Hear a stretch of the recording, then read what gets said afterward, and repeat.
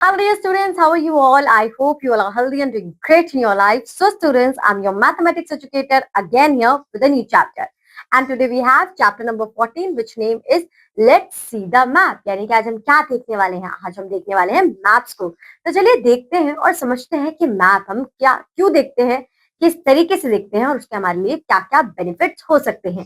सबसे पहले यहाँ पर बताया जा रहा है कि Dinesh father is getting a house built. He has already got the map prepared from architect Sarita so that the house has all the necessary facilities. Sarita told that this is a rough map. Rough map का मतलब क्या होता है बच्चों कि यहाँ पर आपको बस बताया जा रहा होता है कि ये चीज यहाँ पर होगी, ये चीज होगी. आप चीज समझ लीजिए छोटे से डिस्प्ले पर. ठीक है, come let us all together read and understand the map of their new house. तो यहाँ पर क्या है, उनके नए घर का रफ मैप है जो कि हमें समझना है. Now the map shows the outer fencing, main building, cattle shed, well, temple, garden along with the vehicle parking. तो यहाँ पर क्या क्या दिखाया जा रहा है, देखिए यहाँ पर आपका काउ शेल्टर है, टेम्पल है, पार्किंग है और यहाँ पर उसके साथ साथ गार्डन भी दिखाया जा रहा है. Look at the map and answer in which direction is the garden from the main building. Main building कहाँ पर होगी आपकी, मेन बिल्डिंग आपकी यहाँ पर होगी. अगर आप मेन बिल्डिंग के यहाँ पर खड़े हो और आपका फेस कहाँ पर है, आपका फेस अपनी बिल्डिंग के सामने है और फिर पूछा जा रहा है कि गार्डन क्या होगा. तो अगर मैं ऐसे खड़ी होती हूँ, बिल्डिंग को सामने से देख रही हूँ तो गार्डन इस तरफ है, तो गार्डन की डायरेक्शन क्या होगी. ये मेरा कौन सा हैंड है, ये मेरा है लेफ्ट हैंड. अब मेरे सामने क्या है, अगर मैं इस तरफ बात करूं तो मेरे सामने वेस्ट है, तो ये वाला क्या होगा, ये ऑब्वियसली आपका नॉर्थ साइड होगा. लेकिन अगर आप इस मैप को ऐसे कर दे और फिर इसे देखें तो गार्डन इस तरफ आएगा, तो फिर ये कहाँ पर, नहीं इस तरफ आएगा, तो ये हो जाएगा आपकी वेस्ट डायरेक्शन. इस तरीके से देखिए यहाँ पर भी बता रखा है ये किस साइड है, ये आपका वेस्ट डायरेक्शन में है गार्डन.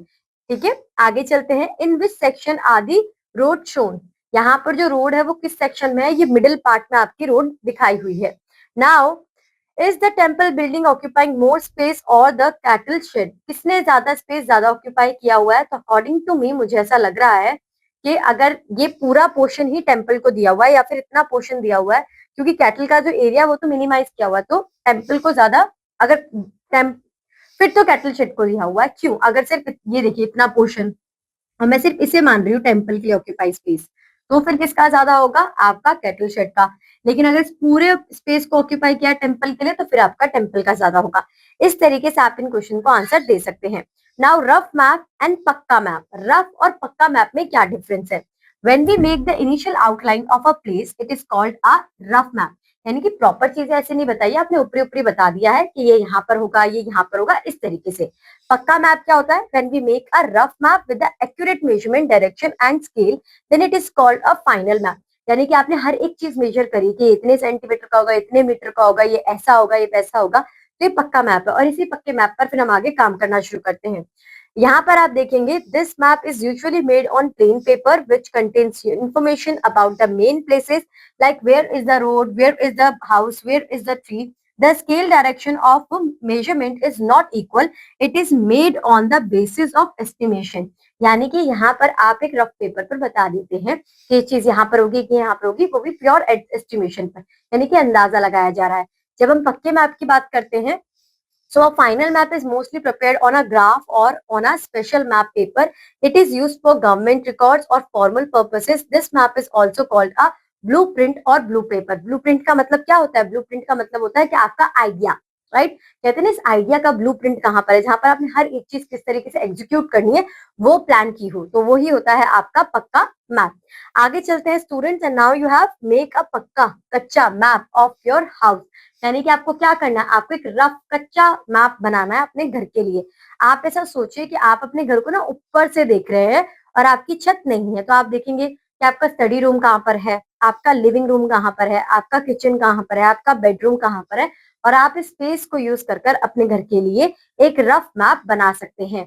आगे चलते हैं student. Sarita told that while making a final map some things are taken special care of like direction.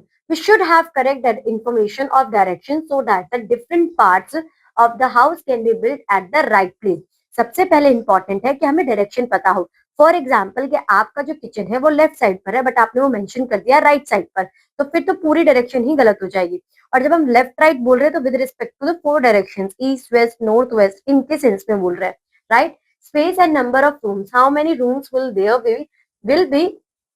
there be in the house and which room will be located where, like kitchen, toilet, living room, bedroom, etc. तो हर चीज के कितने आपके total bed वो rooms होंगे, वो कहाँ पर प्लेस होंगे, ये आपको पता होना चाहिए. Now shape recognition. Rooms are usually square or rectangular in shape. We should keep these shapes in mind while making the map. आप इस बात का ध्यान रखेंगे जब भी आप रूम को रिप्रेजेंट कर रहे हैं तो जो उनकी शेप होगी वो कैसी होगी, या तो वो स्क्वायर होगी या फिर रेक्टेंगुलर होगी. Now estimated measurements. The length and the breadth of each room is estimated and shown on the map because we get the room constructed as per our requirement. तो जो आप एस्टिमेशन कर रहे हो तो यहाँ पर वो मैप पे शो होगी क्योंकि वो हमारी रिक्वायरमेंट के अकॉर्डिंग है और फाइनल उसी के ऊपर आर्किटेक्चर फर्दर काम करेगा. Doors and Windows. How many doors and Windows will there be in the room and where. Open spaces like courtyard or veranda. Their location is also shown on the map. क्योंकि open space भी आपको चाहिए तो construction के वक्त उस बात का ध्यान रखा जाएगा. Now scale. The map is small, so the actual measurement is shown in a smaller scale. Generally, 1 centimeter is equal to 1 meter.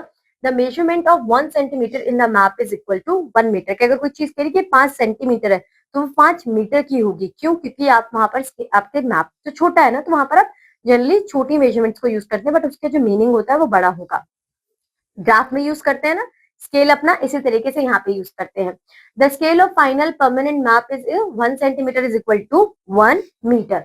No the scale. The side which you see as 1 centimetre on the map will actually be क्या होगी, actually be 1 metre when the house is being built. Similarly, the side which you see as 6 centimeter on the map will actually be 6 meters in the जब आपका room का वो house construct होगा, meters when the house is built. Now look at the map of the building and answer. तो यहाँ पर देखिए इस बिल्डिंग का, यहाँ पर बिल्डिंग ठीक है. In which direction will the kitchen be when entering from the main gate? आप मेन गेट से एंटर कर रहे हैं यहाँ पर. अगर आप मेन गेट से एंटर कर रहे हैं तो आपका किचन किस साइड है. अगर मैं यहाँ से इस तरीके से एंट्री लेती हूँ, राइट, तो ये क्या होगा मेरे लिए, मेरी नॉर्थ डायरेक्शन होगी, right.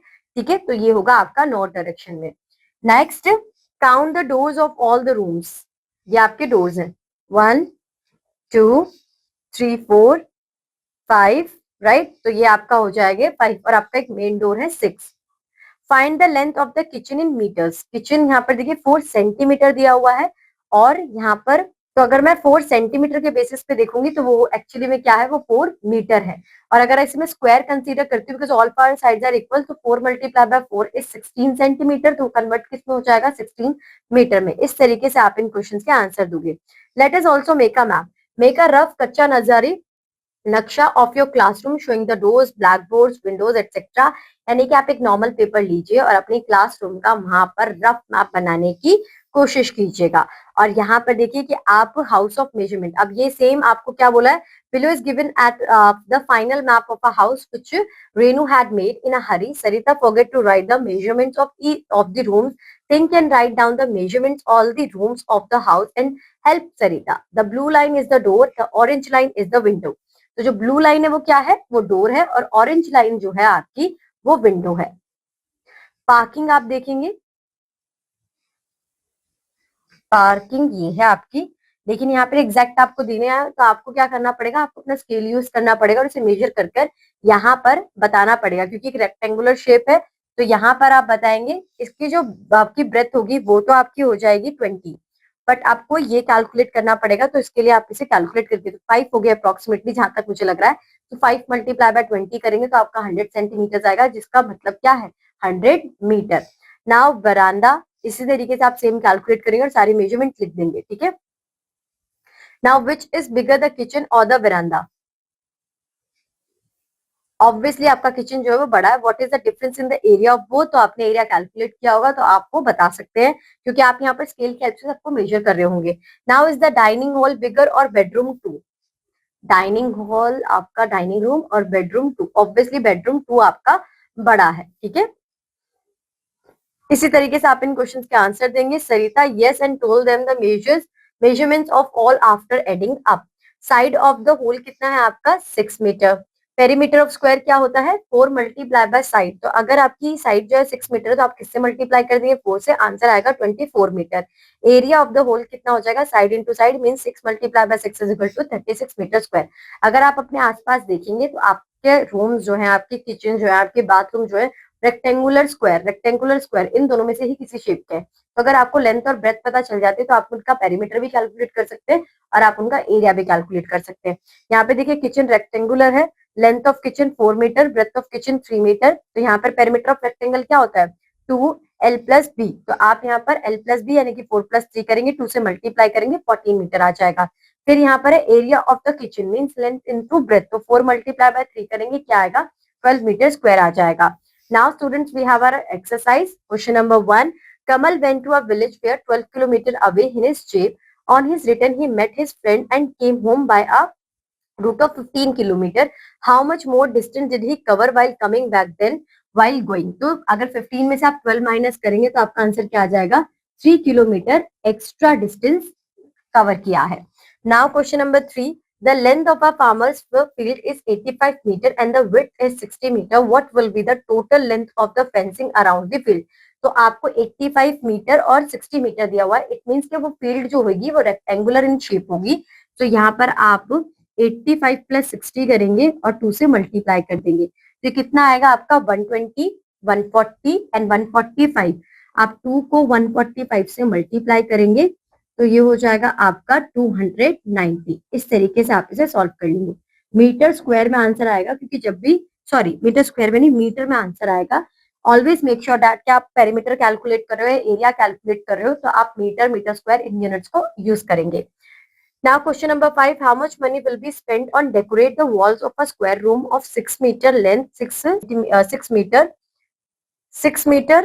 square room of 6 meter length, 6 meter if colored strips are used at the rate of rupees 8 per meter. तो यहाँ पर आप देखिए स्क्वायर है, आपको वॉल्स डेकोरेट करनी है तो यानी कि आपको क्या चाहिए आपको पेरीमीटर चाहिए होगा। पेरीमीटर का फॉर्मूला होता है 4 मल्टीप्लाई बाय साइड। तो साइड आपकी 6 है, 4 मल्टीप्लाई बाय 6 करेंगे तो आंसर आ जाएगा आपका 24। 24 को आप 8 से मल्टीप्लाई करेंगे तो क्या आएगा 8 4 सा कितना होता है 32, 2 3 8 2 सा कितना होता है 16 तो ये 19। तो आपके 192 रुपीज का टोटल कॉस्ट आ जाएगी। Now question number 8। If the length of Seema's garden is 200 meter and width is 150 meter, then tell the perimeter and area of Seema's field. तो 200 प्लस 150 करेंगे तो आपका आंसर आएगा 350। 2 से 350 को मल्टीप्लाई करेंगे कि आप क्या कैलकुलेट कर रहे हैं पेरीमीटर, तो आपका आंसर आ जाएगा यहाँ पर 700 metres.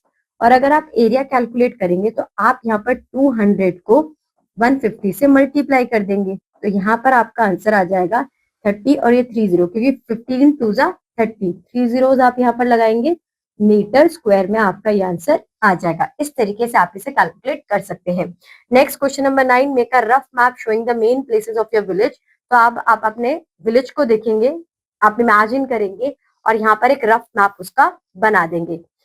Now students we learn and understood third, यानी कि अभी तक आपने जितना कुछ भी समझा है, यानी कि आपने 10 चैप्टर्स के बाद जितना कुछ भी पढ़ा है अभी तक के चैप्टर्स में, यहाँ पर आपको मिलेंगे उनके कॉम्बिनेशन ऑफ क्वेश्चन जो कि आपको सॉल्व करने हैं और खुद को इवेल्युएट करना है कि आपको कितना समझ में आया और कितना समझ में नहीं आया। जिस सेक्शन में आपको प्रॉब्लम होगी वो सेक्शन जिस भी चैप्टर का है वहां पर आप उसे जाके क्लियर करेंगे और फिर इस पोर्शन को कंप्लीट करेंगे। So students for today that's it. Now going to meet you in your next class with a new chapter. Till then enjoy your day. Bye bye students.